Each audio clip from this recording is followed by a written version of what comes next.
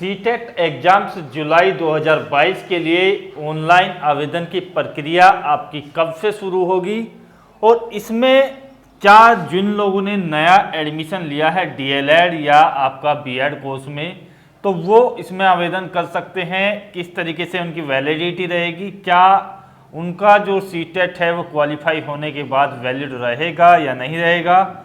इसके साथ साथ सीटेट से जो आप अंदर राज्य का टीईटी एग्जाम पास करते हैं उसके अलावा क्या बेनिफिट्स हैं वो मैं आपके लिए क्लियर करूंगा। तो वीडियो आप सभी लोग जो है पूरा देखें और आप सभी लोगों से गुजारिश है कि वीडियो को शेयर कर दें ताकि सभी लोगों तक ये जो न्यूज़ है वो पहुंच सके।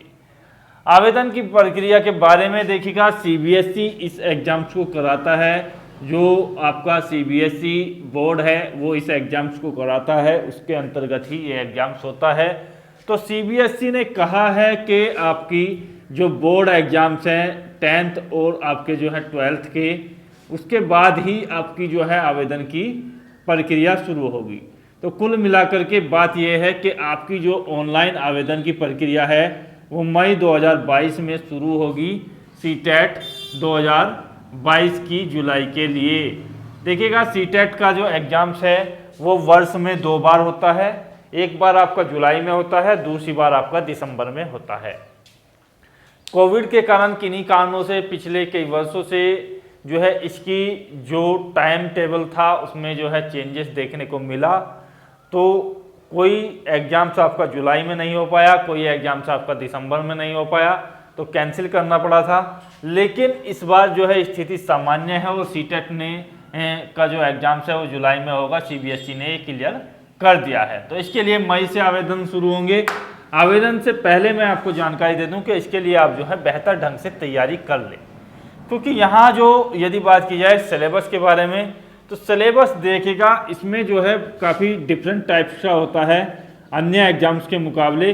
कहने को तो आपके वही पार्ट आपसे पूछे जाएंगे, सीडीपी आपसे वो पूछा जाएगा 30 क्वेश्चंस, आपसे मैथ के 30 क्वेश्चन पूछे जाएंगे और आपकी लैंग्वेज के आपसे क्वेश्चन पूछे जाएंगे। लैंग्वेज में आपकी 2 लैंग्वेज होंगी, लैंग्वेज फर्स्ट, लैंग्वेज सेकंड, और आपका जो है पर्यावरण आपसे पूछा जाएगा। लेकिन इसमें जो क्वेश्चंस हैं, जो क्वेश्चंस का जो पैटर्न है वो देखिएगा यहाँ पर डिफरेंट टाइप्स का है।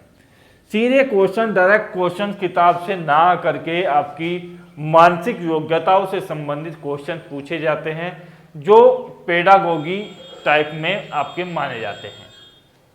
इनका जो आंसर है साधारण तौर पर नहीं दिया जा सकता है, विशेष अध्ययन, विशेष रुचि के आधार पर मानसिक योग्यताओं को टेस्ट करने के लिए ये क्वेश्चन दिए जाते हैं।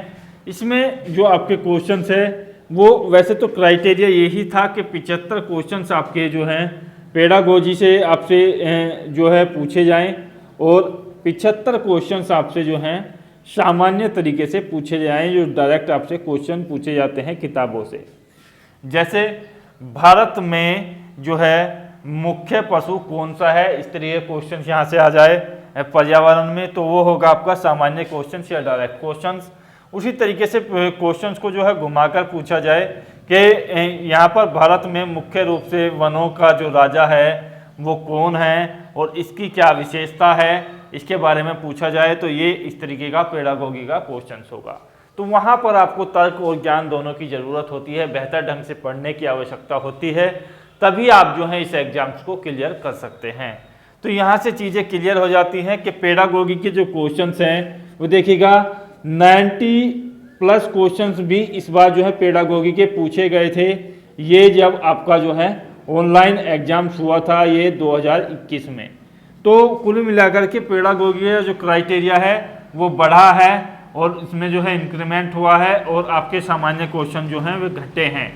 तो 90 क्वेश्चन तक पेडागोगी के पूछे जा रहे थे, जिसके कारण जो है यहाँ पर सामान्य तौर से जो रटने वाले छात्र थे उनको काफ़ी ज़्यादा दिक्कत आई और वो जो है इस बार भी क्वालिफाई नहीं कर पाए। तो बेहतर यही होगा पेडागोगी की बेहतर ढंग से तैयारी करें, तभी आपका सिलेक्शन इसमें बड़ी आसानी से हो जाएगा। इसमें कोई दिक्कत आपको नहीं होगी यदि आपने ये कर लिया।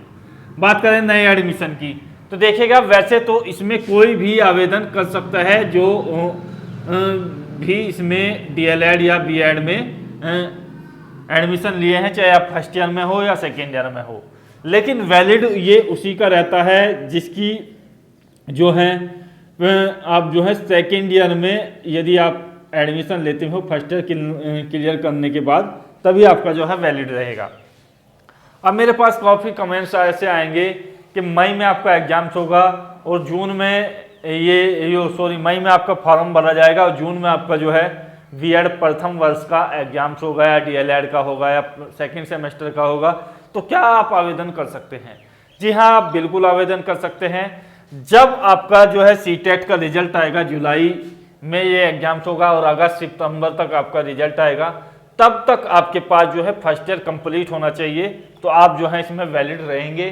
तो मैं ये कहना चाहूँगा लोगों से कि जो नए एडमिशन भी हैं वो भी आवेदन करें, भले ही आपका वैलिड ना हो, लेकिन आपको जो है एक अनुभव मिलेगा, एक एक्सपीरियंस मिलेगा अपने तौर पर इसमें जो है एग्जाम्स देने का और क्लियर करने का।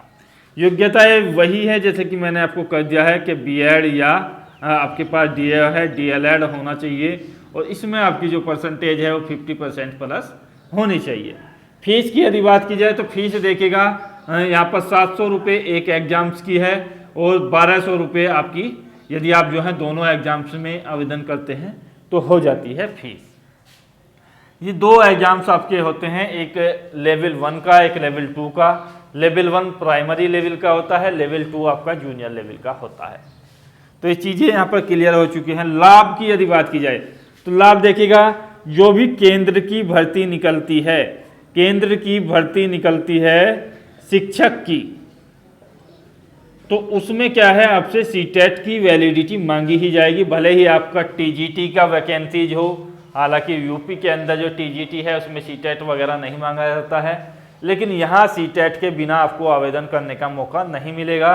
केंद्र की भर्ती हो, केंद्र की भर्ती से मतलब ये है कि केंद्र शासित प्रदेश में आपकी भर्ती होती है और आपके विशेष जो केंद्र के अंतर्गत आने वाले स्टेट्स हैं या आपके जो शहर हैं जैसे चंडीगढ़ है, दिल्ली है, तो उनमें भी जो है इसी के अंतर्गत भर्ती होती है। और केंद्रीय सरकार के जो संचालित विद्यालय हैं जैसे आपके नवोदय विद्यालय है, केंद्रीय विद्यालय हैं, तो उनमें भी क्या है केंद्र सरकार के ओर से भर्ती कराई जाती है और उसमें सीटेट को ही वैलिड किया जाता है।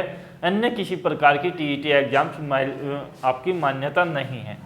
साथ ही साथ यूपी के अंदर जो वैकेंसी निकलती है उसमें यूपी टेट के अलावा आपका जो है सीटेट को वैलिड किया गया है। तो सीटेट हो या यूपी टेट हो, तो यूपी के अंदर जो वैकेंसी है उसमें आप आवेदन कर सकते हैं। तो कुल मिलाकर के चीज़ें आपके लिए क्लियर हैं कि सीटेट का जो बेनिफिट है वो यूपी टेट से बहुत ज़्यादा गुना बेहतर है और इसमें पास होना आपके लिए आसान है यदि आप जो है पेडागोगी को आसानी से तैयार कर लेते हैं। पैटर्न काफ़ी अच्छा पूछा जाता है, क्वेश्चनों में कंफ्यूजन कम होता है। यूपी टीईटी तो लगभग आप समझ सकते हैं कि पिछले पेपरों को उठाकर डाल देते हैं या उसमें भी 10 से 12 क्वेश्चंस में गलती होती है, मिस्टेक्स होती है, प्रिंट गलत हुए होते हैं क्वेश्चंस। लेकिन सीटेट में जो गलतियां हैं वो काफ़ी कम होती है और सीटेट के लिए जो है सीबीएसई इसकी जिम्मेदारी लेता है और ये एक बेहतर तरीके से एग्जाम्स को कंडक्ट कराता है, जिसके कारण जो है अभ्यर्थियों को काफ़ी आसानी होती है। तो बेहतर यही रहेगा कि अभी से आप लोग जो हैं सीटेट की तैयारी शुरू कर दें ताकि आपको आने वाले भविष्य के लिए बेहतर फ़ायदा मिल सके। जय हिंद, धन्यवाद, जय भारत।